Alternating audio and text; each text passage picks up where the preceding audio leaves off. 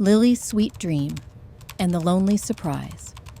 3 months ago, I was Lily Weston, 25, grinding away at my modest but reliable job in Salt Lake City, Utah. Mondays bled into Fridays, and honestly, most weeks felt like a copy-paste blur. But through the daily haze, there was a spark. My little sister, Grace's upcoming Sweet 16.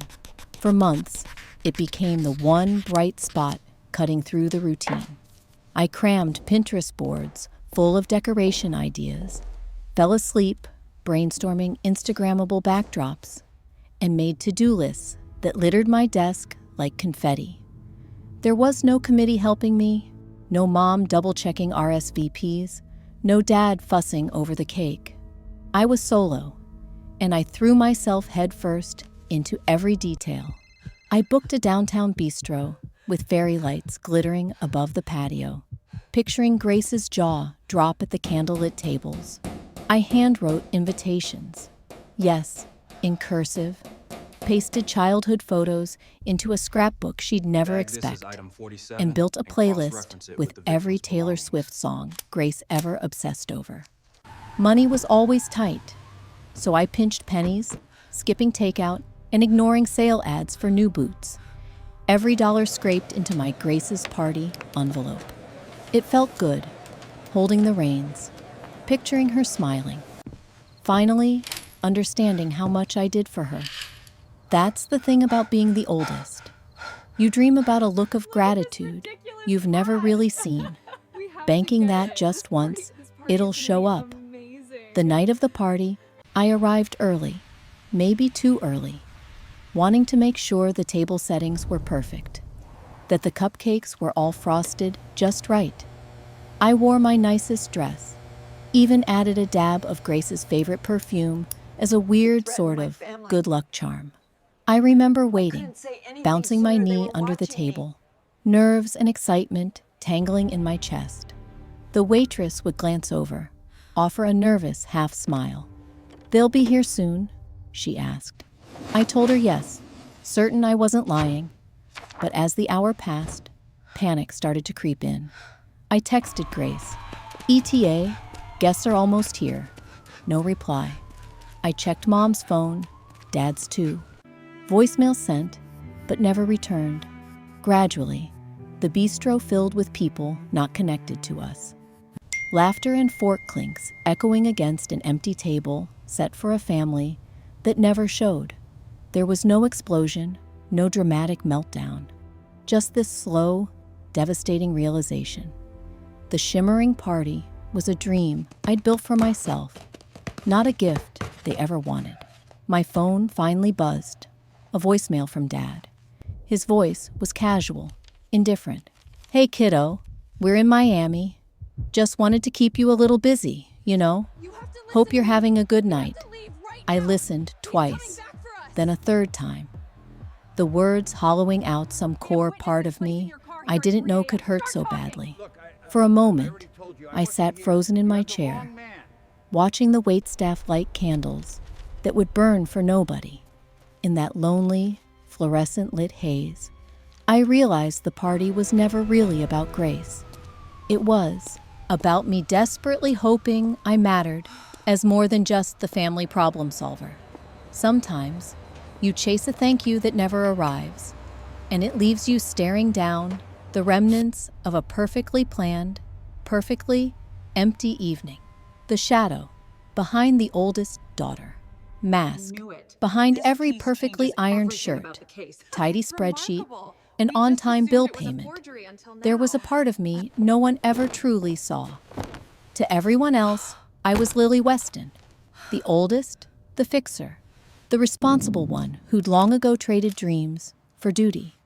Yet beneath that shell, I carried bruises that weren't visible, tired muscles from late-night side gigs, and a heart worn thin from years of being the family safety net. It's funny. The world seems to run on this unspoken contract with the eldest sibling. You're first in line for obligations, last for appreciation. My wrists remember the long evenings typing invoices late into the night. My eyes remember burning, From staring at columns of numbers until the screen blurred. I was the one who made sure the rent was always paid, who quietly settled overdraft fees when a parent forgot about automatic withdrawals, and who kept the fridge filled with groceries, even if that meant meals of ramen for myself the final week of the month. Family talks grazed those sacrifices like they were air. "Lily, you're so good with money. Can you just cover this for me?" "Hey, make sure Grace's school dues get paid. She's got enough to worry about." The requests never sounded like demands, but their weight landed on me all the same. Subtle, steady, suffocating. These responsibilities shaped me in ways I doubt my parents or Grace will ever name aloud. They made me careful, self-denying. When my camera, my secret escape, gathered dust on my top shelf, I told myself, soon. Maybe next paycheck.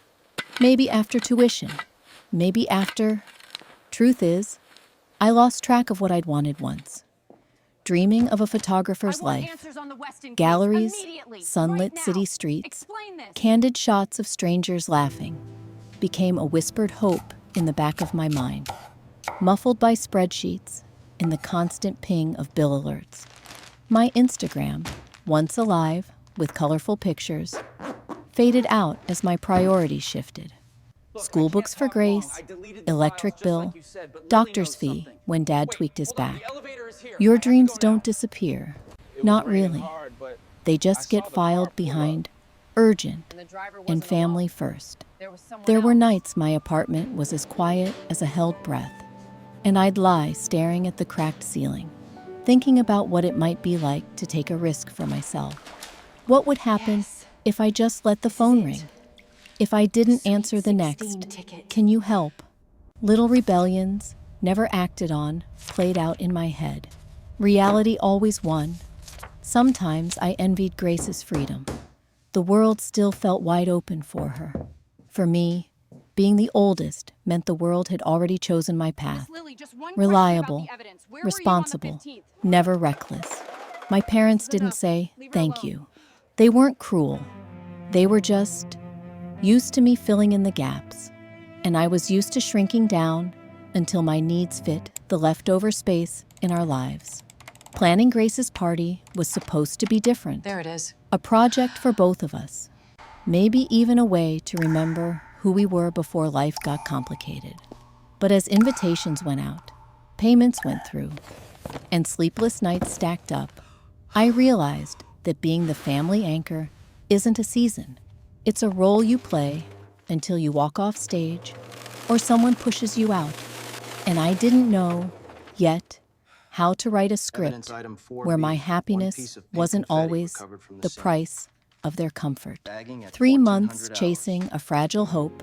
If you'd asked me 3 months before that empty party if I believed in hope, I probably would have said yes, at least halfway. See? Even in the grind, I'd always been someone who saw possibility glimmering between the cracks. Those 3 months became an experiment in faith, in myself, in my family, in the idea that maybe, just maybe, all the hard work would come back to me as something warmer than obligation. It started in late February, deep in the bite of a Salt Lake winter, when Grace casually mentioned to our mom that her friend, Tina's Sweet 16, basically had everything. That set off a spark in me. I remember sitting in my too-small apartment, bills fanned out beside my laptop, hearing Grace's teenage voice in my head. Everything. I pictured her face, for once actually lighting up at something I did. I started small, a new page in my planner, color-coded and peppered with sticky notes. Possible venues, music ideas, themes from Hollywood glam to retro arcade. Pinterest boards multiplied at 2 a.m. My eyes straining under the glow of my work laptop as I searched up balloon arches, centerpieces, even signature mocktails. The more stressed I was at work, peeling through invoices and spreadsheets, trying not to let my eyelids droop, the more I clung to this project. For once, My overthinking was a superpower, not a curse. I hit the ground running each evening. I skipped weekend brunch with friends to visit rental halls and bistros. Some managers judged me for coming alone. I shrugged and took extra notes. My favorites were always the places with fairy lights and good acoustics, spaces built for laughter and awkward dance moves. The budget was a battle. I mapped out every expense in a spreadsheet. $80 for the deposit here, $120 for cupcakes there. Every coffee I brewed at home and every lunch I packed instead of buying was an inch towards making the party possible. By the end of March, I'd funneled $500 of my own savings into the Grace Fund, the most money I'd ever set aside for something that wasn't a bill. The details became an obsession. Invitation designs piled up, doodled in the margins of my meeting notes. At night, I thumbed through boxes of old photos, picking out the best snapshots for the scrapbook I'd make for her. Present, 2 sisters squinting into the sun on our first vacation. Snowball fights in the front yard. Even a disastrous attempt at baking cookies. I wrote little captions under each, fighting tears sometimes at the memories, reminding myself that love was built from these moments, even if they were faded. My parents, mostly, stayed on the sidelines, but occasionally the requests would roll in. Lily, don't forget, Grace likes vanilla better than chocolate. Order the extra floral garlands. It'll look cheap otherwise. They weren't ungrateful, just distracted. I fielded their texts while ducking into storage rooms at work on 10-minute breaks, juggling menu choices and bill reminders in the same breath. When I wanted to vent, I sent voice notes to my best friend Tara, who lived across the country. "You're trying too hard," she'd say, gentle but honest. "Does anyone even know how much you're giving up? Did it matter? Didn't it?" The truth, sometimes I felt invisible. My contributions were air, expected and unseen. Grace was busy too. Her replies to my party planning texts, one-word responses, emojis, or a distracted cool. I tried to wring meaning from her shrugging indifference, convincing myself it was just typical teenage detachment. Yet I kept going, hoping the big night would give her, and maybe me, a new memory. Something solid, something good. April was madness. I met with a local band, negotiated a discounted rate by promising extra cupcakes for their girlfriends. At home, glitter and glue sticks took over my table as I crafted centerpieces shaped like stars. I stretched every dollar, thrifted pink tablecloths, borrowed a friend's Polaroid for the photo booth. My old camera sat unused in the closet. I told myself, just this once, put family first.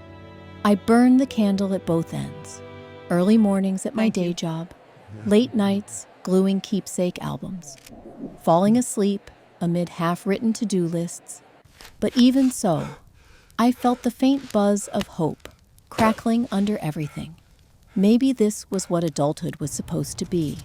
Sacrifice now, reward later. I tried to picture Grace hugging me, seeing me as more than the family fixer, her voice soft for once. I told myself the story would have a happy ending.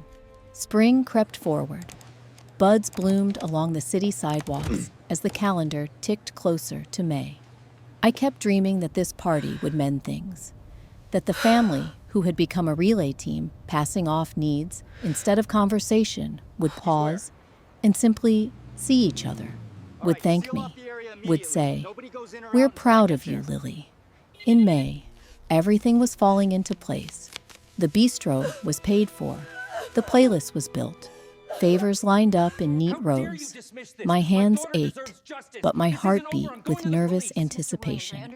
All that energy, all that money and sleep lost, stacked up as an offering at the altar of hope. I just needed them to walk through the door. Hope, I'd learned, is a stubborn creature. It'll drive you for months on empty, running on nothing but a glimpse of what could be. And even as the signs of indifference piled up, I clung to it. 3 months for one night, one moment of recognition. Maybe in the end, that's why it hurt so much when no one showed. If hope is currency, I'd spent my all. The night of the empty party, and a heartbreak that wouldn't let go. The sun was sinking over Columbia, Missouri, scattering gold across red brick buildings and quiet side streets. I could see the glow from the restaurant windows as I parked out front, my palms sweating despite the crisp spring air. Maybe I should have felt proud. After weeks of scrimping and saving, every detail was finished.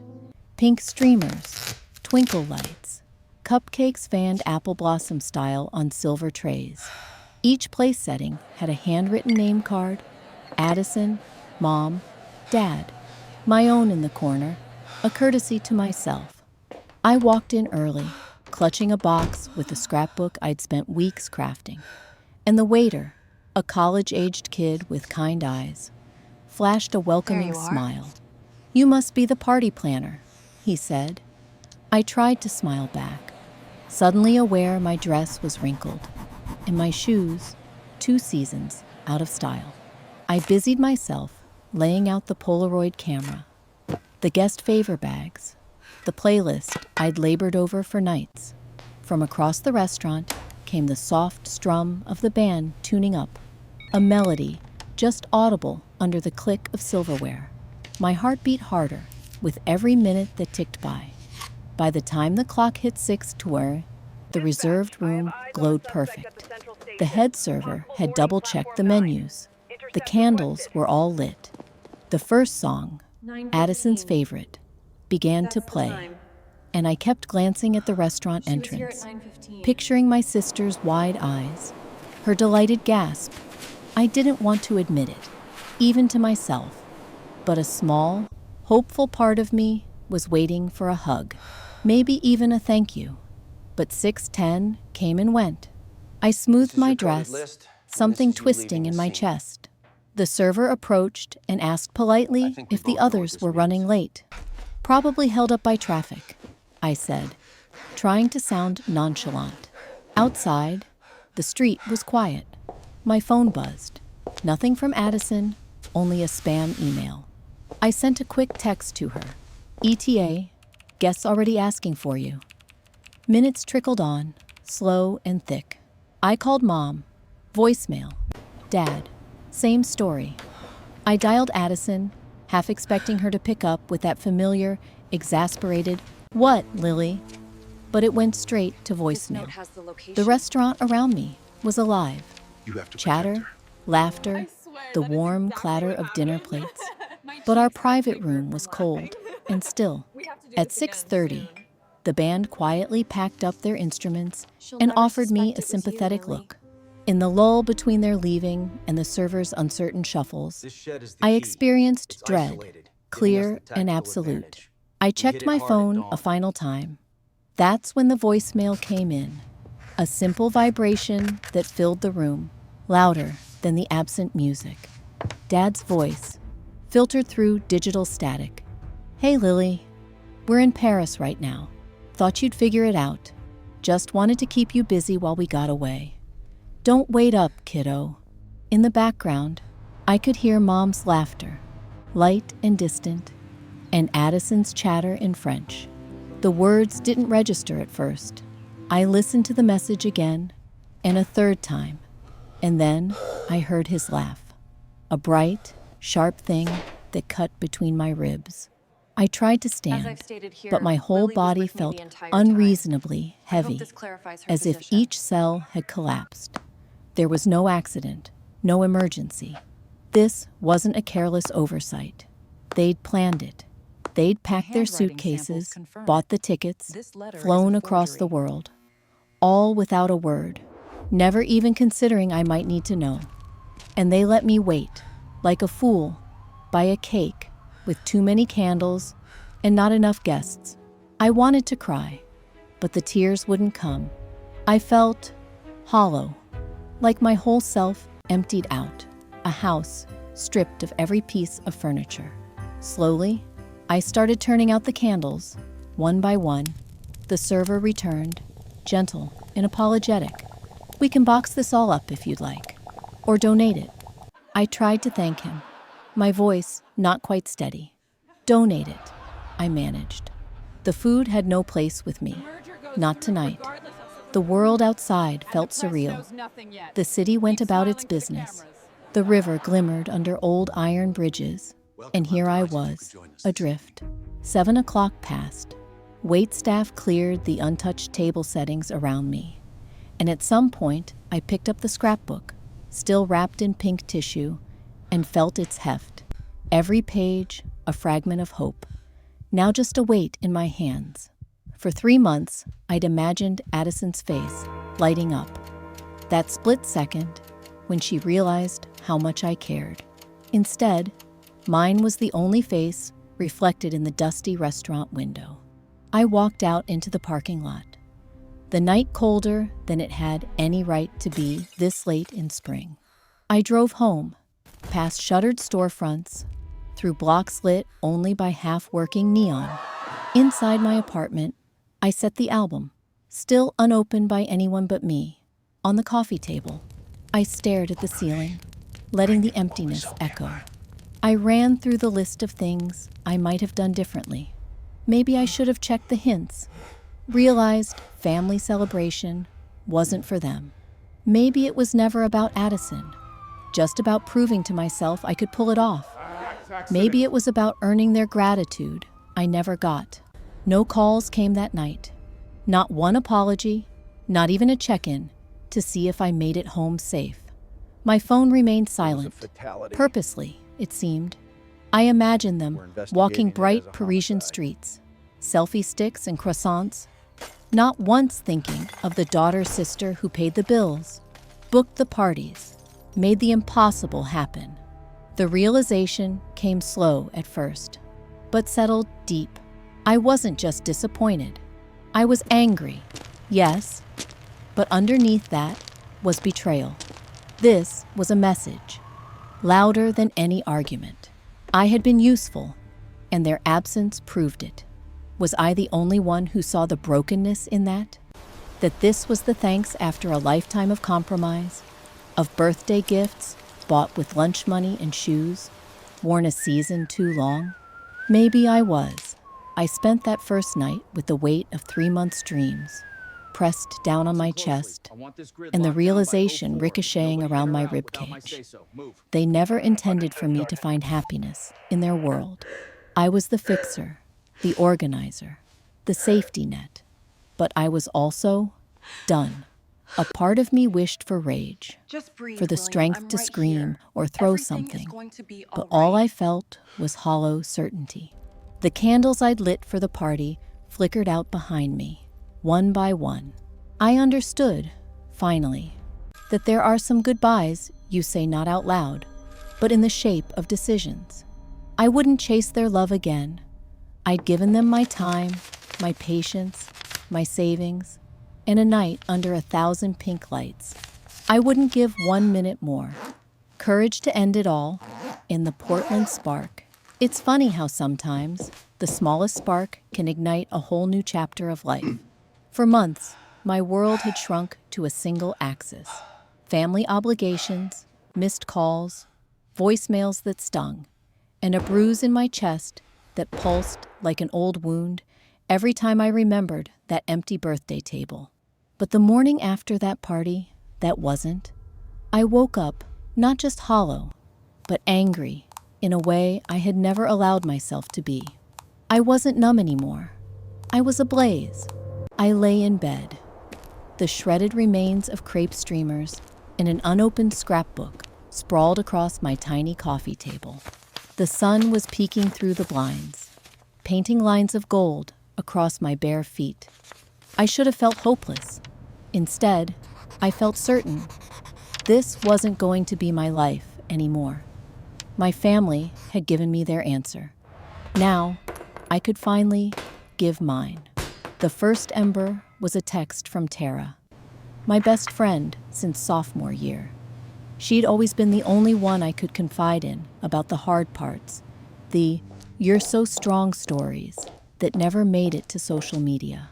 When I finally worked up the courage to call her, voice thick with a cocktail of anger and relief, she didn't tell me to forgive, to try again. She just said, "Lily, you don't owe them anything.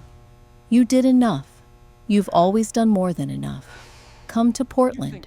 Start over." Portland, Oregon. It sounded impossibly far away from Missouri, from my small, contained life. It sounded like rain, coffee shops, bridges, and a promise that maybe, just maybe, I could become someone else.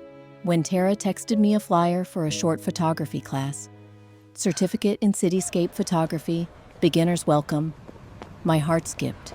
It was silly, impossible. Still, late at night with my MacBook propped in my lap, I filled out the application with trembling hands.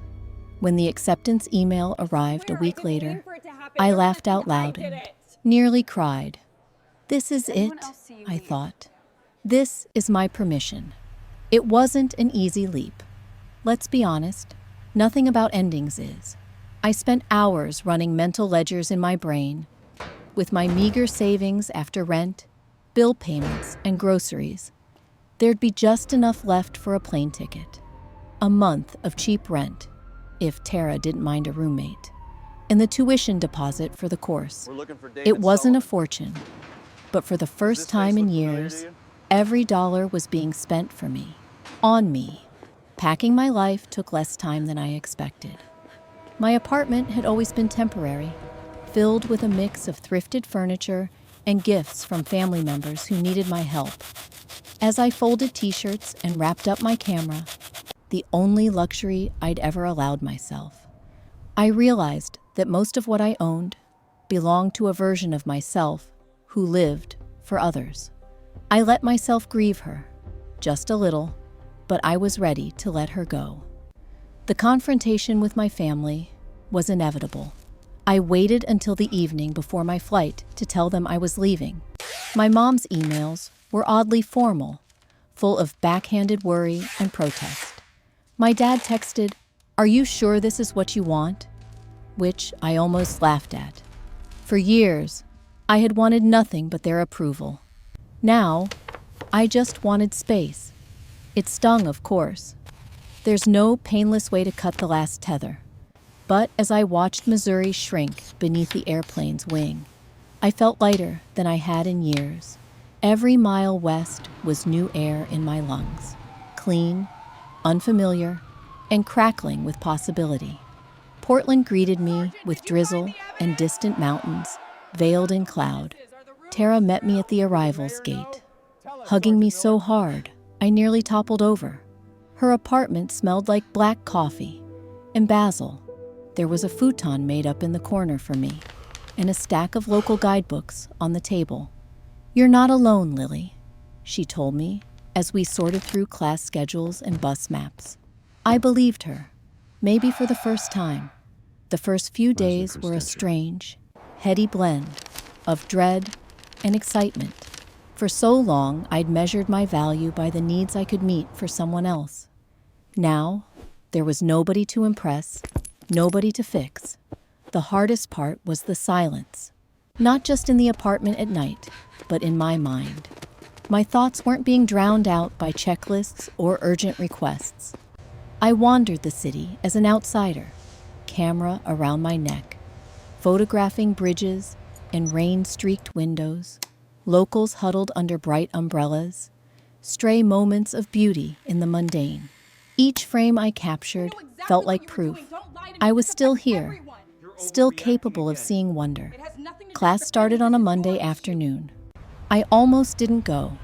Some leftover reflex told me to cancel, to prioritize somebody else's needs. But Tara nudged me out the door.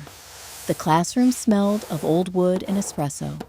The instructor was a wiry, wild-haired woman named Rowan, who critiqued my first photos with kind but uncompromising honesty. "There's real feeling here," she said. "Don't flinch. Tell the truth with your lens." Her words lit up something inside me I hadn't felt in years. I didn't realize how much I'd missed being hungry, to learn, to grow, how good it felt to want things, just for me.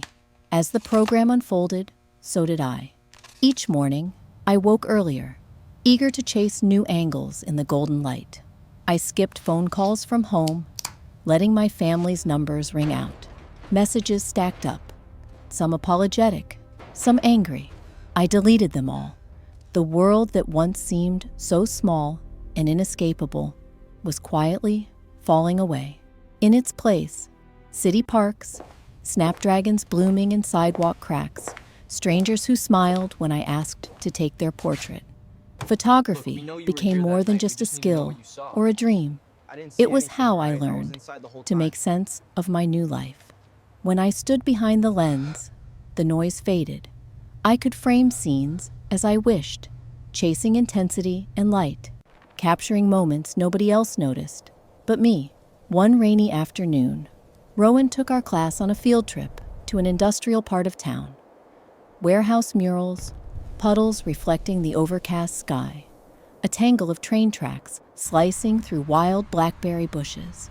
As I lined up a shot of graffiti art, brilliant blues and riotous pinks, I heard laughter echoing down the block, and, for the first time in ages, I felt unburdened, not responsible for anyone else's happiness, just caught, fully, in the present.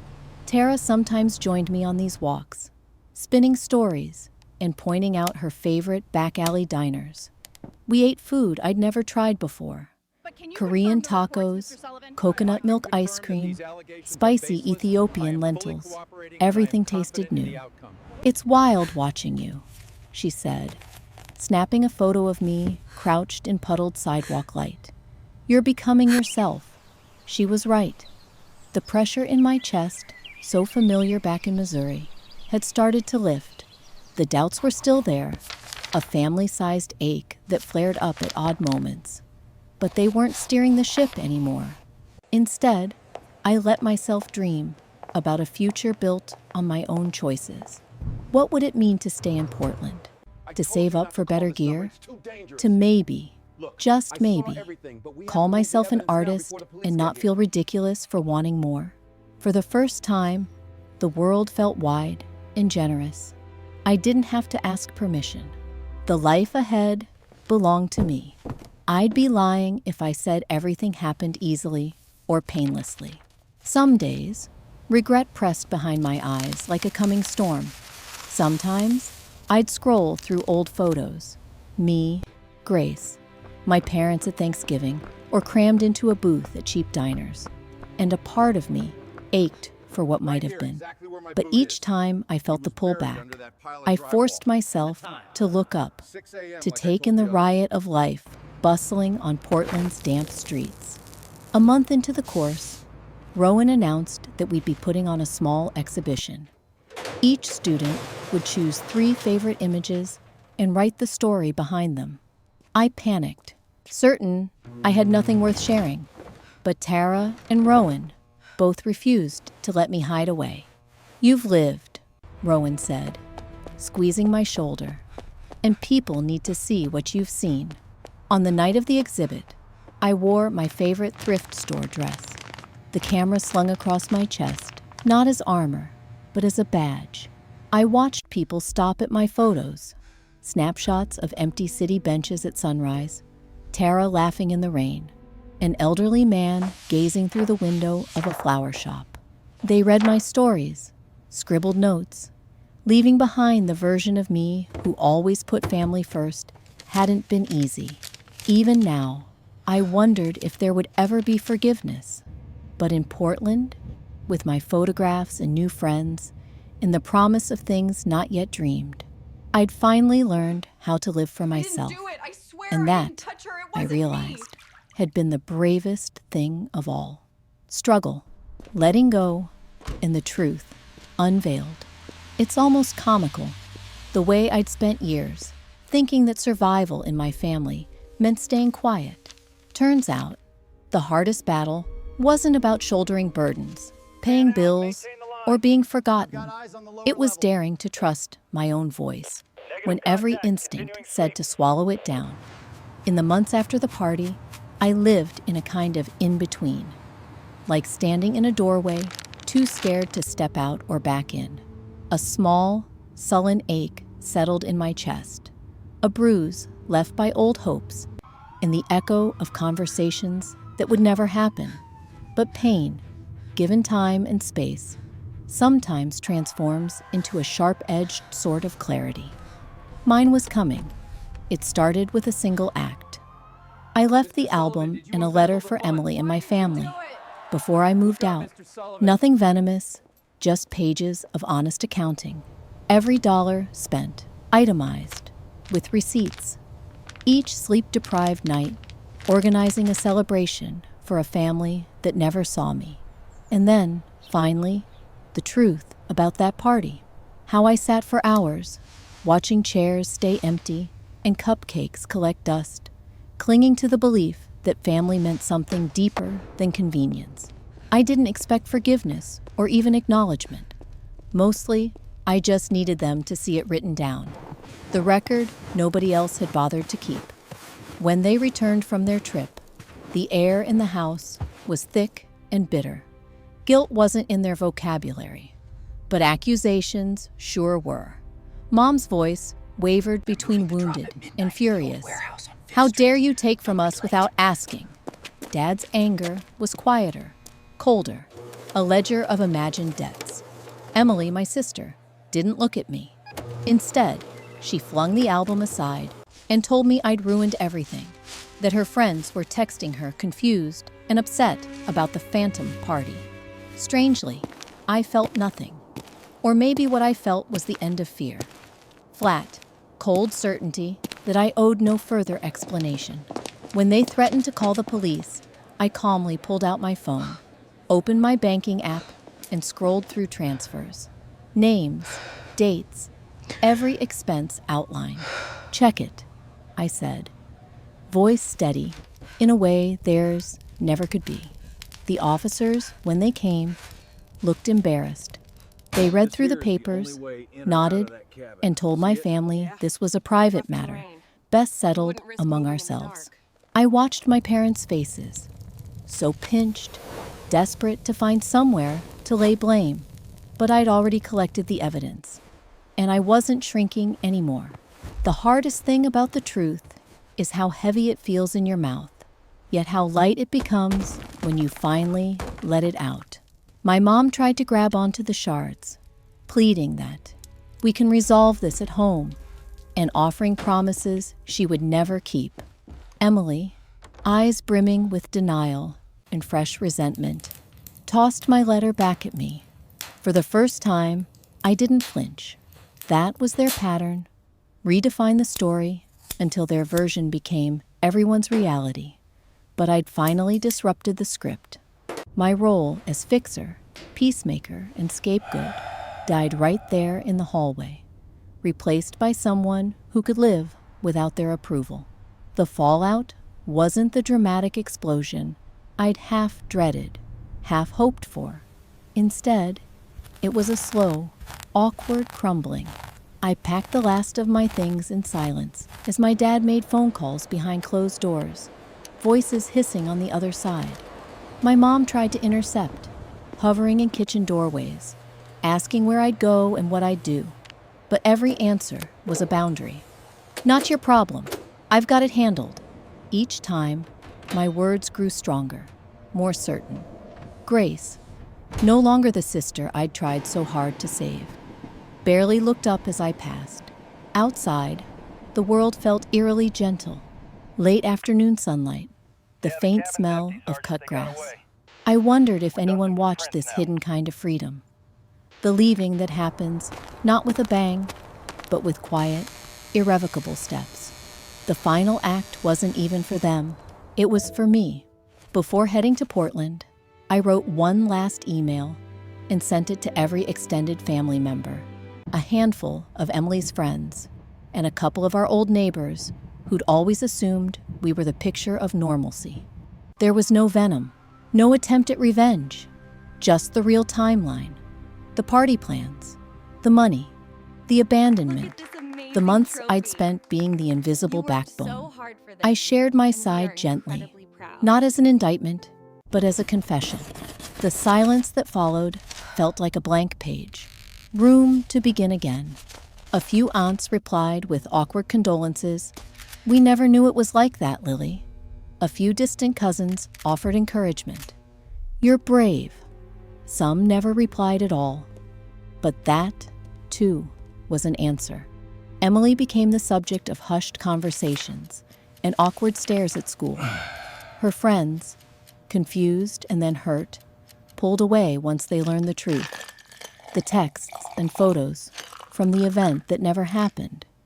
The elaborate excuse for a party she never attended. Our parents were shunned at family gatherings, whispers trailing their backs about what really happened at that birthday.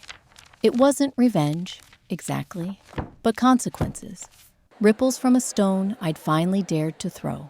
What surprised me most wasn't the fallout, but the wave of relief that came after. Each confession, each boundary, loosened the scabbed-over resentment I'd been carrying for years. Grief, of course, came too. The kind of grief that sneaks up in the quiet after the storm. I mourned the family I'd always dreamed of having. The mother who'd never put me first. The sister who never saw me as more than a safety net.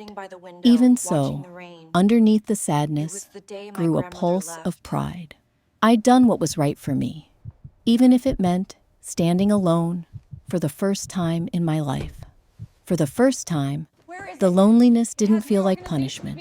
It felt like proof I could survive.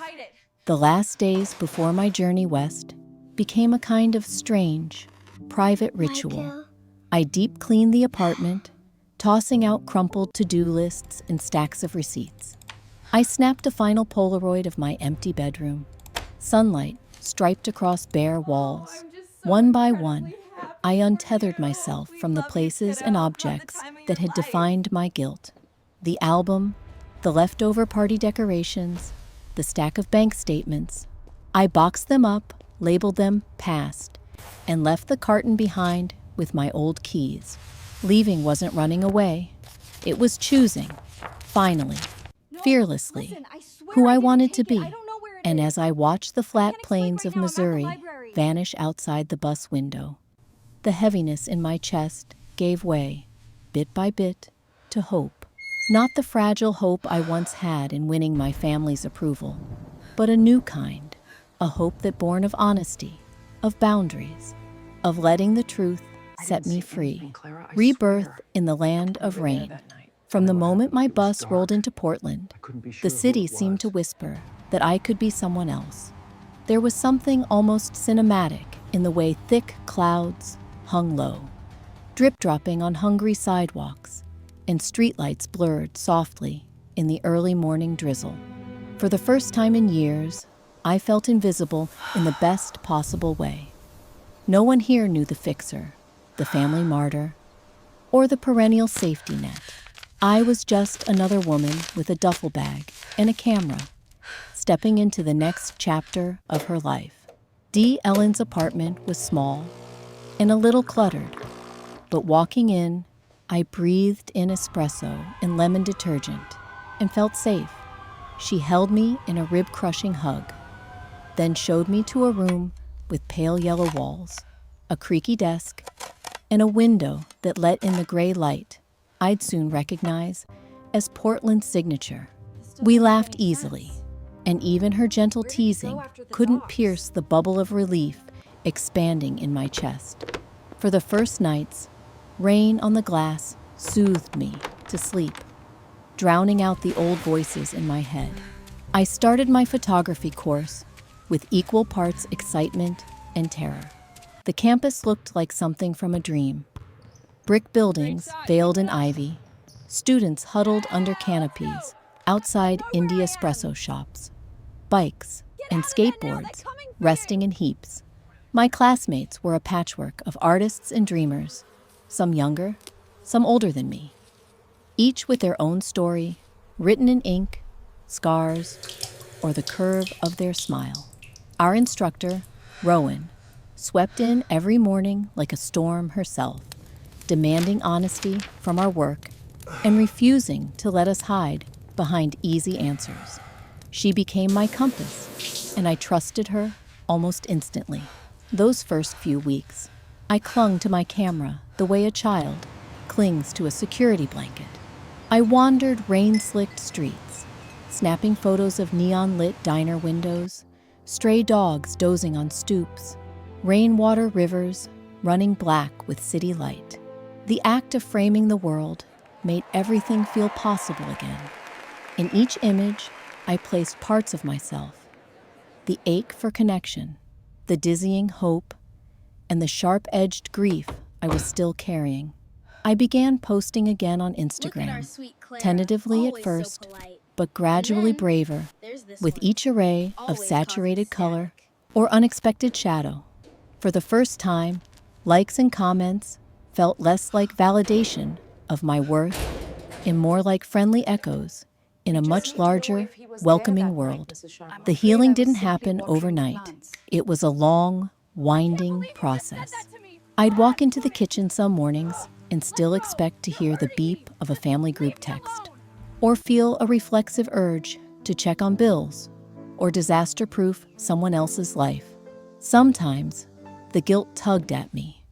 Shouldn't I be doing more for the people I'd left behind? But Tara and Ellen were patient. They reminded me, over coffee, homemade soup, or a late-night Netflix marathon, that rebuilding was work, and rest was a piece of that work, too. I found a job at a cozy, overstocked bookstore downtown, sorting new releases, chatting with local writers, and sipping endless cups of dark roast.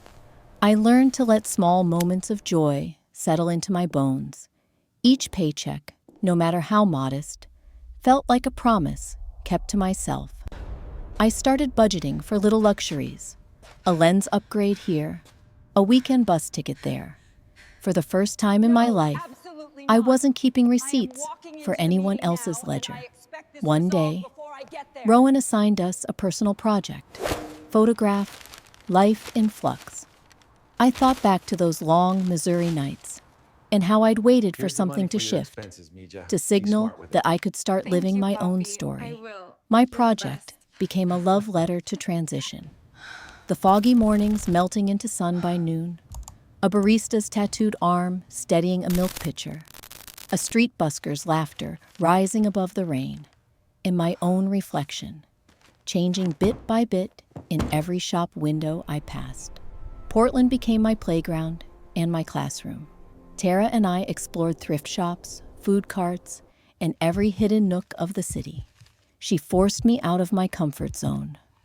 Salsa dancing on rainy nights, open mic poetry. I listened, she performed. Dog walking in endless forest park. We built new rituals. Sunday mornings with coffee and local pastries. Evenings sprawled on the couch, swapping stories about who we were before and who we wanted to be next. Slowly, I learned that belonging wasn't about proving myself useful. It was about showing up as I was, and being seen anyway. My family rarely reached out. The first time a group text buzzed my phone, I stared at my screen for hours before deleting it, unread. I started writing in a journal, sometimes angry, sometimes teary, but always honest with myself about the tangled stew of relief and regret. I missed Grace some days so fiercely it felt physical. But then I'd take a walk, press my eyes behind a lens, capture a stranger's smile, and realize I could carry both missing and moving on in the same body. A turning point arrived. The evening Rowan invited the class to her favorite Vietnamese spot and made each of us share a photo we weren't sure we liked. My hands shook as I explained my shot. A bright yellow umbrella abandoned in a puddle, surrounded by reflections of towering glass buildings. It's about letting go, I said, voice thin. Rowan pressed her palm to my shoulder. That's art, Lily, she murmured. You're finally photographing things for you. As semester's end approached, Rowan encouraged us to submit to the citywide New Eyes exhibit.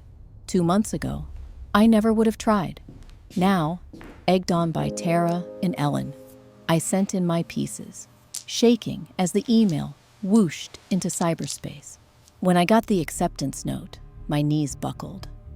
My work would hang in a real gallery, for real people with real opinions. I feared their judgment, but mostly, I felt wonder. On opening night, as guests milled past my prints, rain puddles flickering with city lights, faces half lit by bus shelter bulbs, I saw my new life reflected back at me. Ellen squeezed my hand so tightly, I almost yelped. Tara, always my loudest cheerleader, whispered, "You see, you belong here. You always did." I wasn't fixed. Some wounds run too deep for neat endings. There were still nights haunted by old disappointments and days when my courage felt small and childlike. But Portland gave me a space to shed my skin, layer by trembling layer, and to ask, who did I want to be if nobody else needed me to save them? Walking home in the gentle mist that night, camera in hand, and pride blooming in my chest, I found my answer. My story wasn't about rescue missions or unseen sacrifice. It was about daring to become the person I'd nearly forgotten I could be. Direct, creative, wonderfully uncertain. In the land of rain and reinvention, I chose myself, and that made all the difference.